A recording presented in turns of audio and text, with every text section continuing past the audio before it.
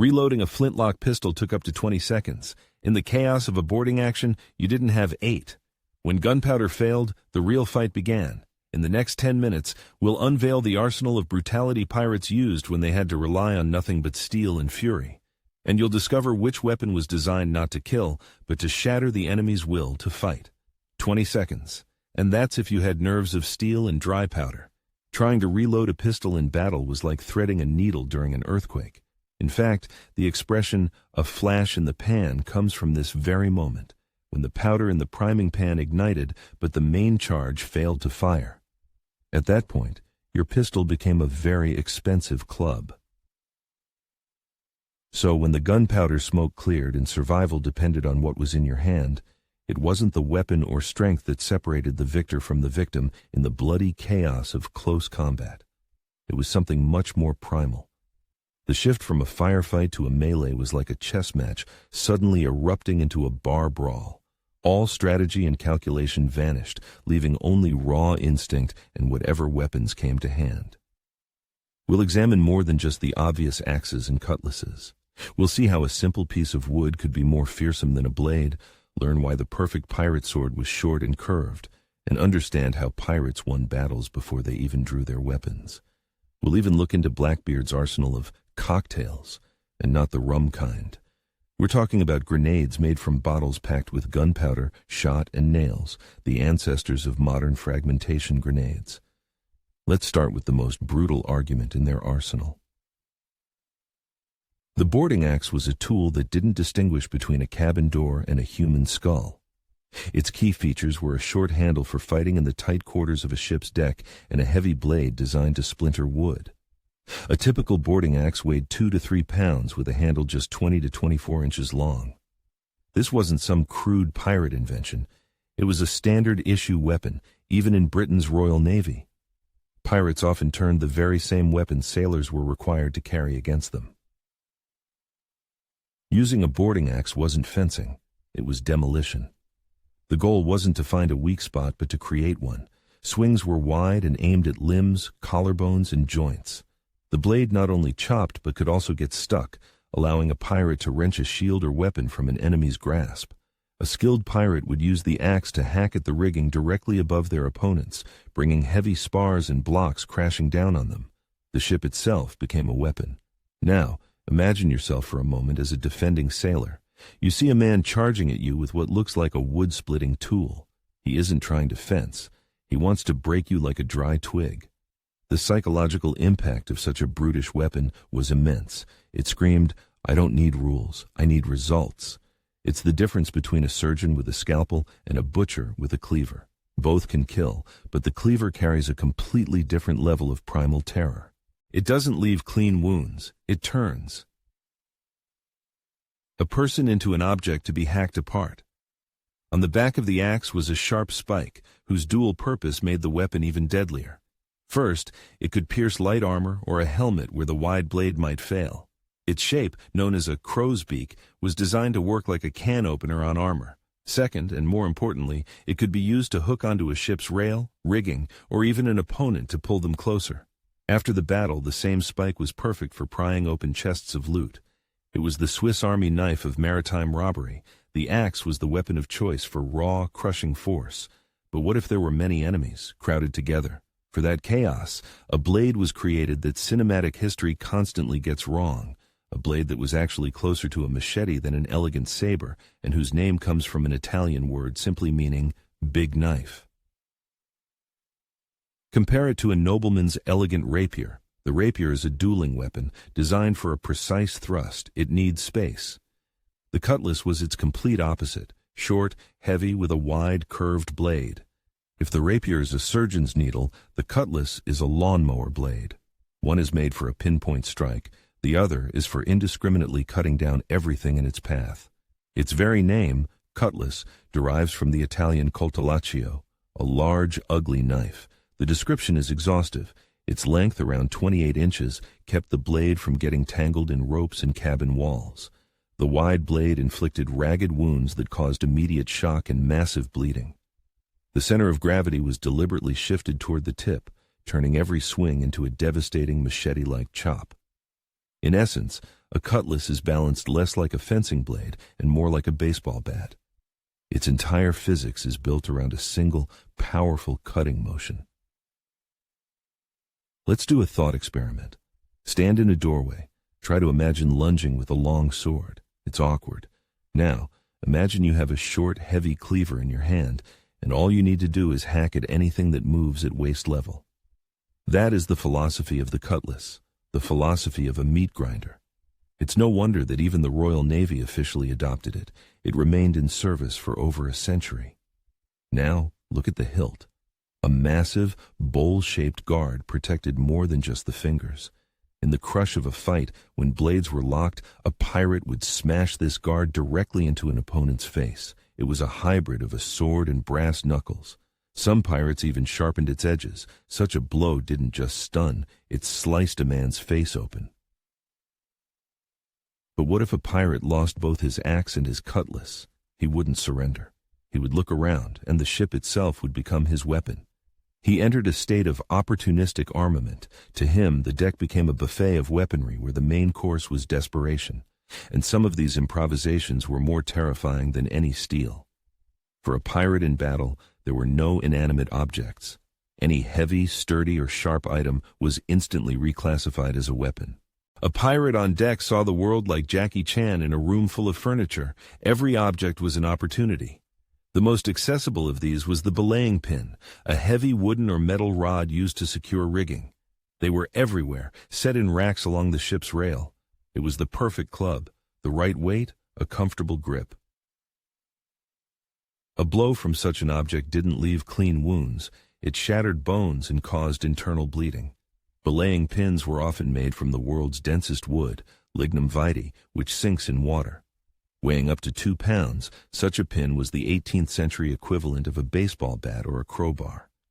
Most importantly, it was a weapon hidden in plain sight. No one could accuse you of carrying a club. Another improvised weapon was the grappling hook. On a short rope, it was a fearsome tool. It could be swung and thrown to snag an opponent and pull them off their feet.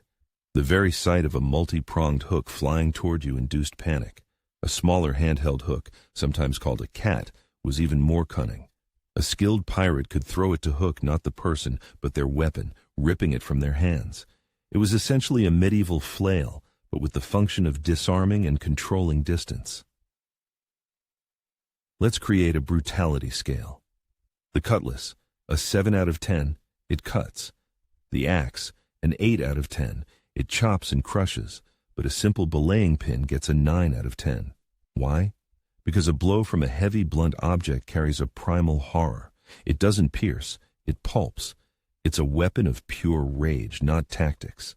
From a medical standpoint, this is absolutely correct. In the unsanitary conditions of the 18th century, a clean cut could be stitched, and there was a chance of survival. But a shattered bone, internal bleeding, and massive blunt force trauma were impossible to treat at sea. It was a guarantee of a slow, agonizing death. All of these were tools of physical destruction, but the most cunning captains, like Blackbeard, knew that the body was merely a vessel. Their primary weapon was aimed directly at the enemy's soul. As the old sea saying went, the loudest volley in a pirate's arsenal was the roar of his reputation. Edward Teach, known as Blackbeard, turned himself into a living weapon. Before a battle, he would weave slow-burning fuses into his thick beard and light them. These were ordinary cannon fuses, smoldering cords soaked in saltpeter. They didn't burn with a flame but smoked ominously, shrouding his head in a cloud of acrid smoke. Blackbeard was, in essence, a master of branding, history's first shock rocker.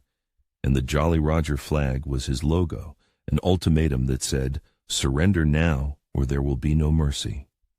Every captain had his own brand. Calico Jack had a skull and crossed cutlasses.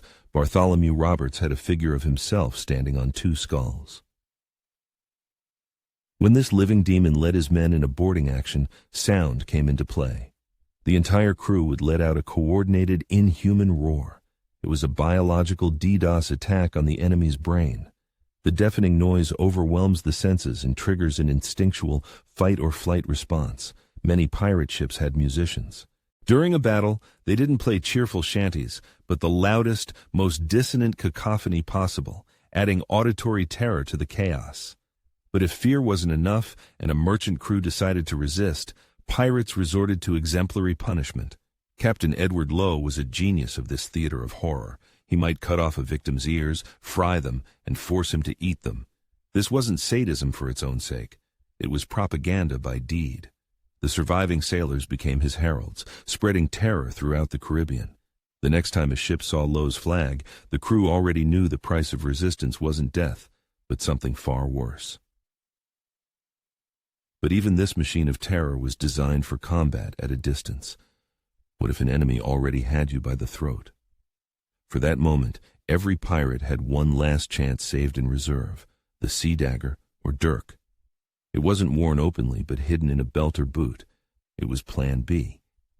If the cutlass was an assault rifle, the dirk was your concealed ankle holster pistol. You hoped you wouldn't need it, but you were glad it was there. Interestingly, many pirate codes explicitly forbade using daggers to settle disputes on board, which shows just how treacherous and personal this weapon was considered. The chaos of battle often devolved into a desperate close-quarters grapple. At that moment, an axe or cutlass is useless. There's no room to swing. But a short dagger is ideal.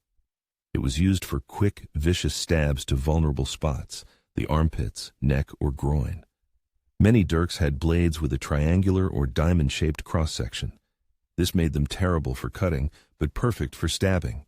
They easily penetrated thick clothing and left a wound that was difficult to close and bled profusely. It was a tool for delivering a single, fatal blow in a clinch. And once again, you're on the deck. A huge sailor has grabbed you, his hands tightening around your neck. Your cutlass hangs uselessly. You can't breathe. Your hand finds the familiar hilt at your belt. One short, precise thrust into your opponent's side, and his grip loosens. This is what the dirk was for, not for fighting, but for surviving in the embrace of death. The dirk wasn't a weapon. It was an eject button, the final argument in a dispute with fate when all other bets were off. It was a personal guarantee that you would never be completely defenseless. We have delved into an arsenal of brutality and desperation, but behind all this chaos lay a cold, pragmatic system of survival. It can be boiled down to 3 simple, yet brutal, rules. Rule number 1, improvise or die. Your best arsenal is what surrounds you. The victor is not the one with the better blade, but the one who thinks faster. The historian Marcus Rediker called the pirate ship a hydrocracy, a democracy on water. But in battle, it became a weapons factory, where every object was instantly reimagined as a tool for survival.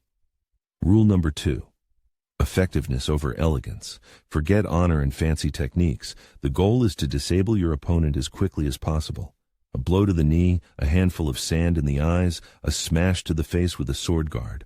All means were fair. In modern military theory, this is called asymmetrical warfare. When you are weaker, you don't play by the strong's rules. You hit where it hurts, in ways the enemy doesn't expect. Pirates were masters of asymmetrical combat. And rule number 3, fear is your greatest ally. Defeat the enemy in his mind before the blades even cross. This is the same principle used by the Vikings and the Mongol hordes. A reputation runs ahead of the army. By the time an enemy saw Blackbeard's flag, they weren't fighting a crew of 100 men, but thousands of bloody rumors and legends. So what separated the victor from the victim in the bloody chaos of close combat? Not the quality of the steel, but an animalistic will to live, multiplied by brutal pragmatism.